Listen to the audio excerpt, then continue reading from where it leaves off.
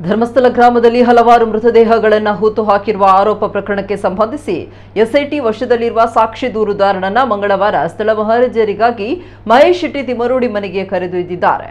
ಸಾಕ್ಷಿ ದೂರುದಾರ ತಾನು ಉಜಿರೆಯಲ್ಲಿರುವ ಮಹೇಶ್ ಶೆಟ್ಟಿ ತಿಮರೋಡಿ ನಿವಾಸದಲ್ಲಿ ಆಶ್ರಯ ಪಡ್ಕೊಂಡಿದೆ ಅಂತ ಹೇಳಿಕೆ ನೀಡಿತ್ತು. ಅದರಂತೆ ಎಸ್ಐಟಿ ಅಧಿಕಾರಿಗಳ ತಂಡ ಇಂದು ಬೆಳಗ್ಗೆ ತನಿಖಾಧಿಕಾರಿ ಜಿತೇಂದ್ರ ಕುಮಾರ್ ದಯಾಮ ನೇತೃತ್ವದಲ್ಲಿ ತಿಮರೋಡಿ ಮತ್ತು ಅವರ ಸಹೋದರ ಮೋಹನ್ ಶೆಟ್ಟಿಯವರ ಮನೆಗೆ ತೆರಳಿದ್ದಾರೆ. ಬೆಳ್ತಂಗಡಿ ನ್ಯಾಯಾಧೀಶರಿಂದ ಆಗಸ್ಟ್ 25ರಂದು ಸರ್ಚ್ ವಾರೆಂಟ್ ಪಡೆದುಕೊಂಡಿರುವ ಎಸ್ಐಟಿ ಅಧಿಕಾರಿಗಳು ಸಾಕ್ಷಿ ದೂರುದಾರನನ್ನ ಜೊತೆಯಲ್ಲಿ ಕರೆದುಕೊಂಡು ತಿಮರೋಡಿ ಮನೆಗೆ ತೆರಳಿದ್ದು ಮಹಜರು ನಡೆಸ್ತಾ ಇದ್ದಾರೆ. ಬುರುಡೆ ಪ್ರಕರಣದಲ್ಲಿ ಆರೋಪಿಗೆ ಉಜಿರೆಯ ನಿವಾಸದಲ್ಲಿ ಮಹೇಶ್ ಶೆಟ್ಟಿ ತಿಮರೋಡಿ ಕಳೆದ 2 ತಿಂಗಳಿಂದ ಆಶ್ರಯ ನೀಡಿದ್ರಿಂದ ಅದಕ್ಕೆ ಸಂಬಂಧಿಸಿದ ವಸ್ತುಗಳನ್ನು ವಶಪಡಿಸಿಕೊಳ್ಳಲು ಈ ದಾಳಿ ನಡೆದಿದೆ ಎನ್ನಲಾಗಿದೆ.